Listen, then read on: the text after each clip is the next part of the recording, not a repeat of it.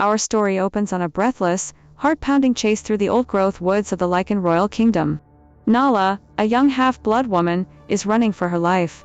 She cannot remember how long she has been fleeing, but her chest burns with every shallow, labored gasp, and the forest blurs around her as she pushes her exhausted body past its limits. A powerful Lycan is hot on her heels. She can feel it in her bones, and then she smells it, an intoxicating, primal scent that floods her nostrils and wakes her inner wolf, Neely, with a low, reverent growl. "Mate," Neely rumbles inside her, as a distant answering howl echoes through the trees. Nala snaps back to herself, fighting the overwhelming primal pull. "Pull yourself together," she snarls inward, bursting out of the tree line into an open clearing. Her relief vanishes instantly. Stretching before her is a sheer, deadly cliff drop, plunging down into dark, churning ocean waters, where waves crash violently against the jagged cliffside, their white foam dissolving into the black depths. There is nowhere left to run. And then he is there, as if materializing from thin air. Right before her eyes, his thick dark fur ripples and shifts, melting into the form of a tall, powerfully built man with raven black hair. His muscles shimmer in the sunlight, and his dark eyes bore straight into hers. The scent of him overwhelms her completely, scattering every coherent thought.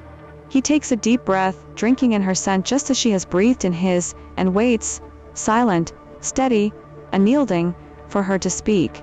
Nala says nothing. Instead, she turns and hurls herself off the cliff. To understand why a young woman would choose a fatal plunge over meeting her fated mate, we rewind 1 week, to the day Nala first arrived in the royal kingdom. Known to mortal humans as Denmark, this land is a world away from her quiet, secluded village back home. Nala grew up in the crossbreed land, the only safe haven across all the parallel realms, where half-bloods of every species coexist in peace, shunned and rejected by every pure-blood kingdom. Her very existence is an act of defiance. Her mother, Eleanor, is a she-wolf from the Lycan realm. Her father, Darius, is a warlock from the realm of the witches. Two people from warring worlds, brought together by a bond so strong they abandoned everything to be together. Many years ago, a brutal, bloody war erupted between the witch realm and the Lycan realm. The true cause of the conflict has been lost to time. Buried by fear and royal silence, only the Lycan king himself is said to know the truth. His advisors are so terrified of his infamous temper that not a single whisper of the truth has circulated in the 200 years since the war began, yet the bitterness, hatred and resentment between the two realms still run deep, especially among the Lycans, who see witch blood as an unforgivable stain. When Eleanor and Darius fell in love, their bond shattered every rule of their societies. Neither kingdom would allow them to live as mates within their borders. Neither wanted half-blood offspring walking among their pure-blood people. This prejudice is not unique to wolves and witches, either. Vampires, the Fae, and the dragon shifters all strictly forbid cross-species mating, viewing half-bloods as inferior, impure beings unworthy of respect or belonging. For years, Nala's parents shuttled back and forth between realms, raising their 2 daughters, Nala and her younger sister Maeve, outside the judgment of the pure-blood kingdoms. Eleanor, a lifelong scholar and teacher of the history of the 7 kingdoms, eventually received a quiet olive branch. The Alpha King invited her back to teach at one of the pack schools, years after first rejecting her place in the realm. This week, that apology extended further, a formal invitation for both Eleanor and Darius to attend the Lycan royal ball. Maeve and Nala tagged along to see the kingdom, even though they were not welcome at the royal festivities themselves. Nala has no desire to attend the ball anyway. She has grown up with the sting of Lycan arrogance, and she assumes the royal court will be the worst of all, elitist, cruel, and convinced of their own superiority over half-bloods like her. She would rather sit alone on the cliff edge than subject herself to their stares. That is where we find her one quiet afternoon, her legs swinging freely over the cliff drop, watching waves crash against the rocks far below. The idea of plunging into those dark depths feels oddly exhilarating, a reckless fantasy she would never act on, but one that lingers at the back of her mind. A cool breeze carries the sharp, salty scent of the ocean, and Neely, her wolf, itches to run wild through the unfamiliar forest. A family trip to the royal kingdom has left her restless, and Nala has wandered off to find a moment of peace. That peace shatters without warning. A shiver runs down her spine, and she feels it, the weight of someone's gaze, burning into the back of her neck. Someone is watching her from the tree line. She squints into the shadows and spots a dark shape just beyond the edge of the sunlight. Nala, a woman's voice calls from the darkness. It is enchanting, alluring, almost hypnotic, like a spell woven into sound. Who's there? Nala stammers, jumping to her feet. I'm sorry, but I can't reveal myself to you. Not yet, the voice replies. What do you need to show me? Him. The word hangs in the air, heavy with quiet foreboding. Come with me. The shadowy figure dissolves back into the blackness of the forest, silently beckoning her to follow. Against her better judgment, Nala steps into the trees. The woman's form glides ahead of her, shimmering like a wisp of smoke, wrapped in a long, dark garment. She leads Nala deep into the woods to a hidden meadow clearing, then vanishes the moment she steps into the light.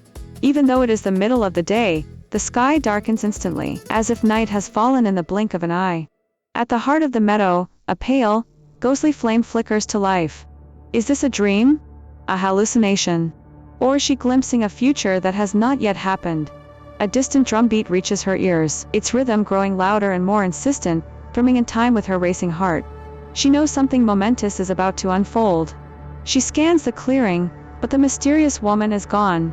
Suddenly, two figures materialize from the shadows, a man and a woman, walking toward each other as if pulled by an invisible force.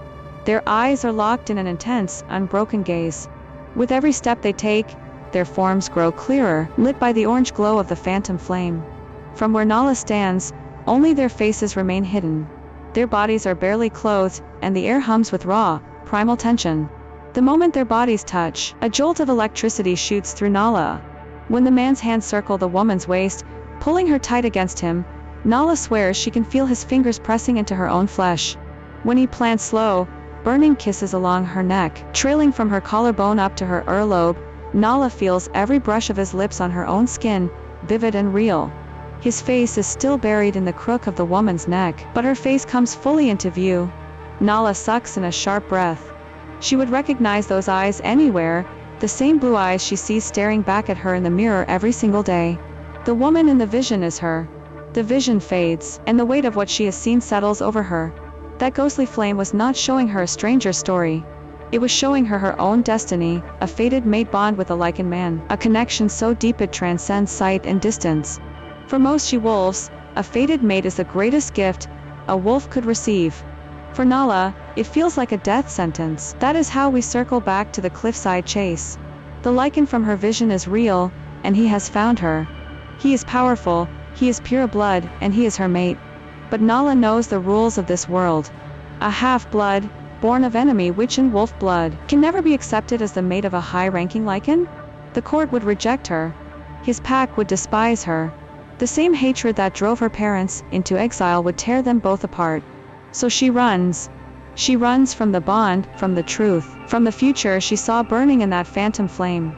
She runs until her lungs burn and her legs ache, until she bursts out of the forest and hits the edge of the cliff. With nowhere left to run, and a mate waiting behind her who could destroy everything she knows, she chooses the unknown over surrender. As her body falls toward the churning waves below, the story leaves us with one searing question: will she survive the fall? And if she does, can she ever truly outrun the mate bond? Or will the burning flame of their shared destiny find her again, no matter how far she runs?